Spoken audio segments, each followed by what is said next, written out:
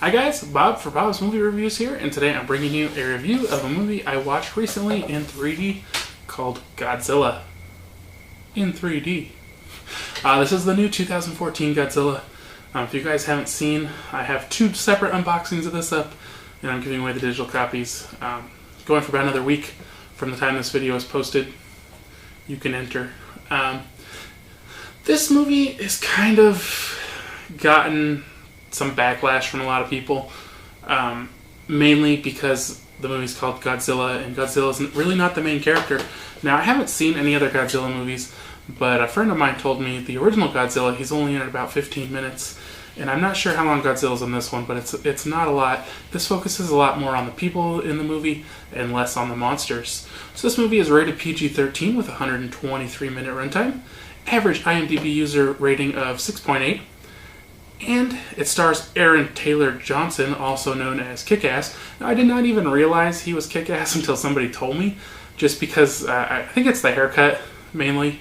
I didn't even recognize him, and I was like, oh, wow, okay.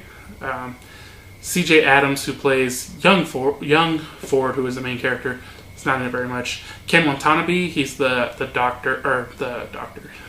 They call him doctor, but he's a scientist. Bryan Cranston, you know, dad from Malcolm in the Middle, the guy from that meth TV show, Breaking Bad. I think he is amazing in this movie. He gives like all the feeling of this movie. He's just amazing, but he's not in it that much. Elizabeth Olsen, she plays the wife, and she's not in it a ton. I think that's kind of the main characters of this story. So what is it about? Well, it's about Godzilla. Duh. So, starts out in Japan. There's like some sort of nuclear... like the nuclear reactor overloads or something, and it ends up being... Now, there's going to be spoilers in this. I'm not going to give away the whole story, but there's definitely going to be spoilers. It ends up being what they call a MUTO, which I'm not sure what that stands for. It stands for something, and it's basically like a flying monster from Godzilla or something. You know what I mean? You can't really describe it. And they live off radiation. Now, back in the past, in Earth, there's more radiation, I guess. I don't know if this is true. This is just what they say in the movie. And they could easily survive, and then they kind of have to dig down deep into the Earth to find more radiation from the Earth's core. But now we have these nuclear reactors. They can get all the radiation they want, and kind of lives there until it is grown up. And it's kind of like, imagine a caterpillar going into a cocoon to become a butterfly. Basically what happens there. And it awakes Godzilla, who's been sleeping, I guess, at the bottom of the ocean. Can Godzilla breathe underwater? Like, he can breathe, he has gills, and then he can breathe air too. I don't know. Is it a he? I don't know. I was confused about that. And so then that has another one, which I guess the brother and sister become mates, which that's weird. So there's two Mutos and Godzilla. And the whole time, the main character, Ford Brody, is like kind of traveling the world kind of by accident, really. His dad gets arrested. He just gets home from duty. They don't say where he is deployed, but he just gets home from active duty, probably in Iraq or Afghanistan. And his dad is arrested, and he has to go to Japan to bail him out of jail. And then his dad tricks him into going in. Well, doesn't trick him, but gets him to go to the quarantine zone. Then they get taken. Then the Muto escapes.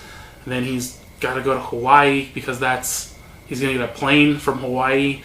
And guess what? The Muto's going to Hawaii. So then he gets on board.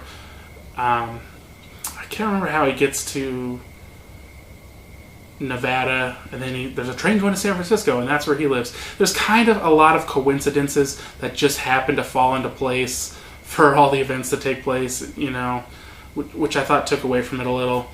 And the movie kind of wraps up in a giant battle between the Mutos and Godzilla. Now, through this whole time, Godzilla hasn't done much. There's been one or two fights with one Muto, but not with both.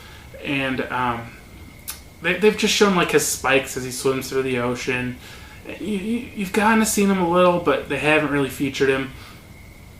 And so you get to see him in the final battle. pretty cool. I mean, he has this power at the end, and people say, why did he wait? And I don't really understand it, because it's like he charges up and then his spikes turn blue, and it's kind of weird. I don't really understand exactly what was happening with that at all. But like I said, I like this movie. I thought it was a good movie. I thought it was fun.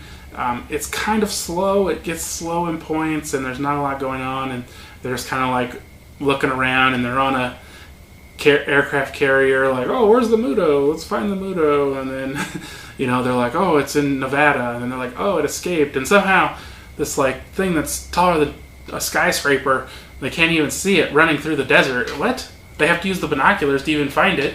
And it's bigger than the whole city of Las Vegas or wherever they're at, There's some small things that will kind of annoy you throughout this movie, but I do like it.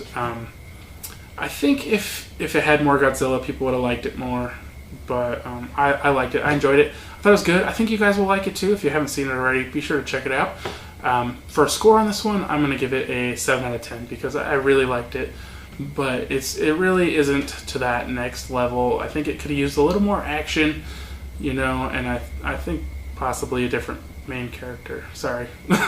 But I didn't care for him too much. More Bryan Cranston. If Bryan Cranston could have somehow been the main character, I probably would have liked this more. He's a much better actor. But I hope you guys enjoyed this review. If you did, be sure to give it a thumbs up, and I will see you guys next time.